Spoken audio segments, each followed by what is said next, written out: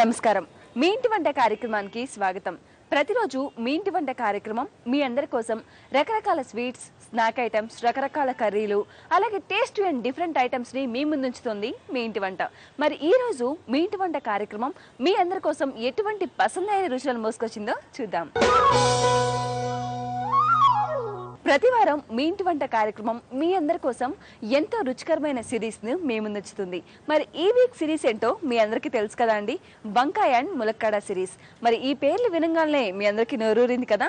మరి ఈ టేస్టీ ఐటమ్స్ని ఎవరు ఎలా చేయబోతున్నారో చూద్దాం. ఓకే అండి, ఈ రోజు మనల్ని హైదరాబాద్ హెచ్ఎంటీ నగర్లో నివాసం ఉంటున్న రజనీ గారు ఇన్వైట్ చేశారండి. మరి ఆవిడ ఈ రోజు మనకి ఎటువంటి రుచులను అందిస్తారో చూద్దాం పదండి.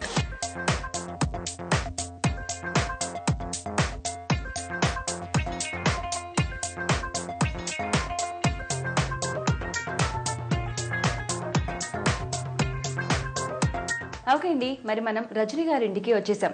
మరి ఆవిడ వంకాయ ములక్కాడ స్పెషల్స్ లో ఎటువంటి స్పెషల్ మనకు పరిచయం చేయబోతున్నారు, ఆవిడని అడిగి తెలుసుకుందాం. నమస్తే రజనీ గారు. నమస్తే అండి. బాగున్నారా? బాగున్నాను. ఏం చేస్తుంటారు మీరు? నేను హౌస్ వైఫ్ అండి. ఇంట్లోనే ఉంటారు? ఇంట్లోనే. సో స్పెషల్ ఐటమ్స్ అన్ని కనిపెడుతుంటారా? అవునండి. మా లాంటి వాళ్ళకి రుచి చూపిస్తూ ఉంటారు. మరి ఈ రోజు ఏం రుచి చూపించబోతున్నారండి మాకు? ఈ రోజు వంకాయ పూర్ణం అండి. మరి వంకాయ పూర్ణానికి కావాల్సిన పదార్థాలు ఏంటో చెప్తారా అండి? చెప్తానండి.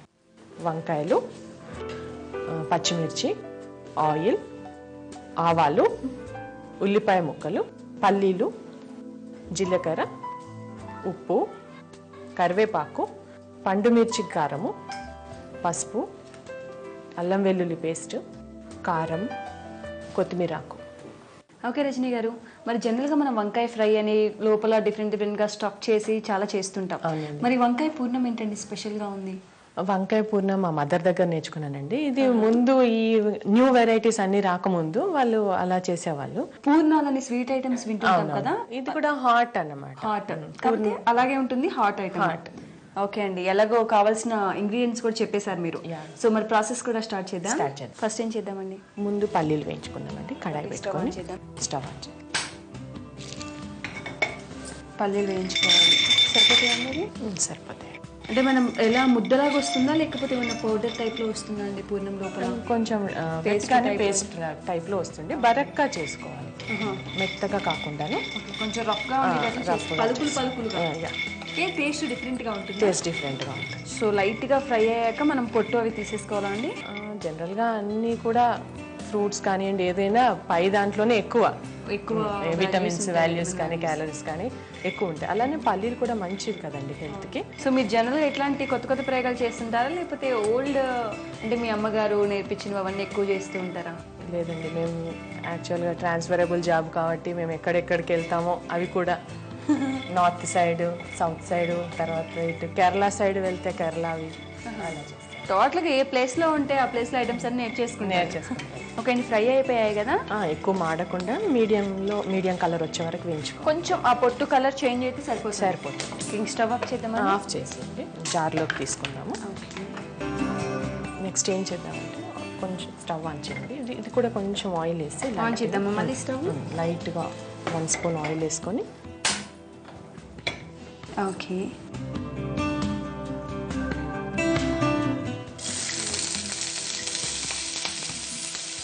ఓకే అండి. జనరల్గా మనం ఎట్లాంటి వాటికి చాలా సన్నగా కోసుకుంటుంటాం ఆనియన్స్. మీరు ఎందుకు పెద్దగా కోసారు? మిక్సీలో మళ్ళీ బరక్గా ఉండాలి కదా. ఓకే, ఇవి కూడా మిక్స్ దీంతో పాటే. అంటే ఇందాక మీరు అన్నారు రకరకాల ఊర్లకు వెళ్ళాల్సి వస్తుంది అని. మీరు ఏమో హౌస్ వైఫ్ అని చెప్తున్నారు. మీ హస్బెండ్ ఏం చేస్తుంటారు? మా హస్బెండ్ సివిల్ ఇంజనీర్ అండి. అదే ఫారెన్ ఏజెస్ కంపెనీలో చేస్తారు. తను ఆఫ్ చేసి ఇప్పుడు జార్లోకి తీసుకున్నాము.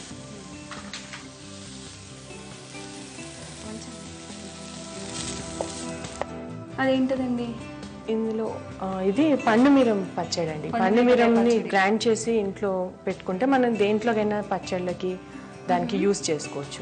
ఓకే, జనరల్ గా మనం పండుమిరకాయ పచ్చడి చేసుకుంటాం కదండి, పెట్టుకుంటాం సంవత్సరానికి ఒకసారి. అది నిలవదేనండి. అలా కాకుండా ఓన్లీ పండు మిర్చి గ్రైండ్ చేశారా? పండు మిర్చి అంతే, ఓన్లీ పండు మిర్చి, ఇంకేం సాల్ట్ గానీ? సాల్ట్ ఉంటుంది అంతే, నిలువ కోసము సాల్ట్ ఉంటుంది. అది గ్రైండ్ చేసి పెట్టుకుంటే ఇట్లా మనం జనరల్ గా పుదీనా పచ్చడికి అన్నిటికీ కూడా ఇది యూస్ చేసుకోవచ్చు. కారంలా వేసుకోవాలి. కారం లాగా యూస్. సో చూసారు కదా, మంచి టిప్. ఎందుకంటే మనం పండు మిర్చి ఆల్రెడీ మిక్స్ అయి ఉంటుంది కాబట్టి వెంటనే కలిసిపోతుంది కూడా అన్నిటిలో. గ్రైండ్ చేసుకుందాం. ఓకే, సరిపోయిందండి, ఇది బరకగా వచ్చేసింది. ఓకే, అంటే మనం మొత్తం అవసరం లేదండి, జస్ట్ అవన్నీ చిన్న చిన్న పీసెస్ అయితే సరిపోతుంది. 1-2 సార్లు ఇట్లానే ఆపేస్తే అయిపోతుంది అనమాట.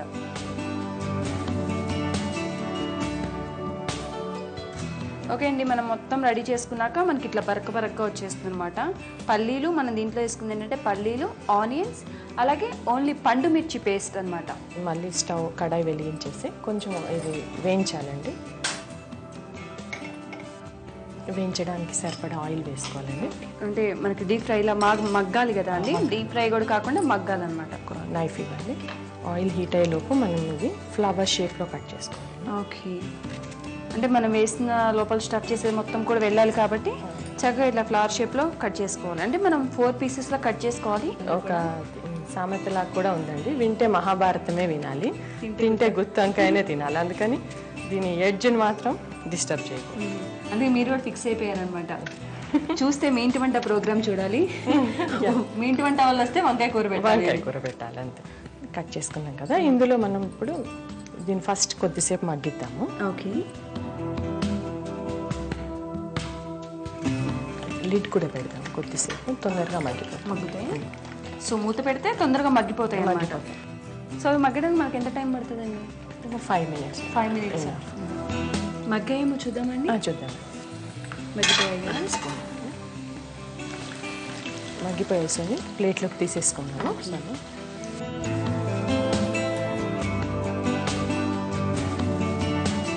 ఓకే అండి, ఇప్పుడు స్టఫ్ చేసుకుందామా? స్టఫ్ చేసుకుందామండి. ఈలోపు మీరు కొంచెం సిమ్ మీద పెట్టండి ఆయిల్ని, కొంచెం ఆయిల్ హీట్ ఎక్కిపోతుంది కదా.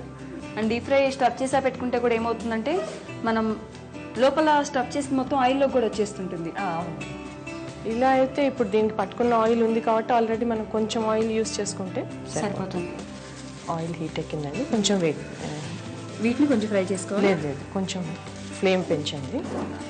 తాలింపు పెట్టేది కొద్దిగా ఆవాలండి, తర్వాత జీలకర్ర వేయాలి. జనరల్గా మనం పోపుకు వేసుకోవాలండి. అవి కొంచెం ఫ్రై అయ్యాక పచ్చిమిర్చి వేగినాయి కదా, ఉల్లిపాయ ముక్కలు కూడా వేసుకున్నాము. ఉల్లిపాయ ముక్కలు కూడా కొంచెం బ్రౌన్ కలర్ వచ్చేసింటాయి. కొంచెం పసుపు అండి. అల్లం వెల్లుల్లి పేస్ట్ ఒక హాఫ్ స్పూన్ సరిపోతుంది. కొంచెం స్టవ్ ఫ్లేమ్ పెంచేసాను తొందరగా. కొద్దిగా కారం, ఇందులో ఆల్రెడీ మనం పండు మిర్చి కారం వేసుకున్నాం కదా, ఇది ఉల్లిపాయకి సరిపడా ఈ గ్రేవీకి పచ్చిమిర్చి కారం రాకుండా, తర్వాత ఉల్లిపాయకి కారం ఉప్పు సమంగా పట్టేటట్టుగా ఫైనల్గా మనం ఈ స్టఫ్డ్ బ్రింజాల్ని వంకాయల్ని ఇందులో పెట్టేద్దామండి. దీన్ని కూడా కొంచెం మగ్గనివ్వాలి. ముందు కొంచెం కరివేపాకు. ఓకే, మనకి మగ్గేలోపు ఫ్లేవర్ కూడా వెళ్తుంది, ఫ్లేవర్ కూడా వస్తుంది. కొద్దిసేపు మూత పెట్టాం, జస్ట్ ఒక 1 minute అయితే సరే. అది మగ్గినట్లే కదండి, మగ్గిపోయింది. స్టవ్ ఆఫ్ చేసేసి ప్లేట్లో తీసుకుని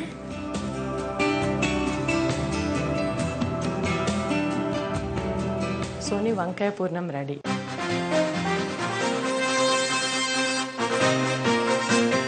ఎంతో గుమగుమలాడే వంకాయ పూర్ణం రెడీ అయిపోయిందండి. మరి ఈ ఐటెంకి కావలసిన పదార్థాలు, తయారు చేసుకునే విధానం మరొకసారి చూద్దాం. వంకాయ పూర్ణం తయారు చేసుకోవడానికి కావలసిన పదార్థాలు: వంకాయలు, పచ్చిమిర్చి, నూనె, పల్లీలు, ఉల్లిపాయ ముక్కలు, ఆవాలు, జీలకర్ర, ఉప్పు, కరివేపాకు, పసుపు, అల్లం వెల్లుల్లి పేస్ట్, కారం, కొత్తిమీర, పండుమిర్చి కారం. వంకాయ పూర్ణం తయారు చేసుకునే విధానం: ముందుగా స్టవ్ వెలిగించి పాన్ పెట్టి 1 కప్పు పల్లీలు వేసి అవి వేగాక జార్లోకి తీసుకొని అదే పాన్ లో 1 స్పూన్ ఆయిల్ వేసి ఆయిల్ కాగాక ఉల్లిపాయ ముక్కలు వేసి అవి కూడా వేగాక వాటిని కూడా జార్లోకి తీసుకొని దానిలో పండుమిర్చి పేస్ట్ 1-2 స్పూన్లు వేసుకొని గ్రైండ్ చేసుకోవాలి. ఇప్పుడు స్టవ్ మీద పాన్ పెట్టి 1 కప్పు నూనె పోసి అది కాగేలోపు వంకాయల్ని 4 చీలికలుగా కట్ చేసుకొని కాగిన ఆయిల్లో వేసి డీప్ ఫ్రై చేసుకోవాలి. ఆ తర్వాత వంకాయల్ని మగ్గనివ్వాలి. ఆ తర్వాత వంకాయల్ని ఒక ప్లేట్లోకి తీసుకొని దానిలో ముందుగా మనం గ్రైండ్ చేసిన పేస్ట్ని స్టఫ్ చేసుకొని తర్వాత మళ్ళీ ప్యాన్లో కొంచెం ఆయిల్ వేసి ఆ ఆయిల్లో ఆవాలు, జీలకర్ర, పచ్చిమిర్చి చీలికలు, ఉల్లిపాయ ముక్కలు, పసుపు, హాఫ్ స్పూన్ అల్లం వెల్లుల్లి పేస్ట్ వేసి 5 నిమిషాలు వేగాక స్టఫ్ చేసిన వంకాయలను వేసి తర్వాత కరివేపాకు వేసి కలిపి మూత పెట్టి 5 నిమిషాలు మగ్గనివ్వాలి. తర్వాత ప్లేట్లోకి తీసుకొని కొత్తిమీరతో గార్నిష్ చేసుకుంటే వంకాయ పూర్ణం తినడానికి రెడీ.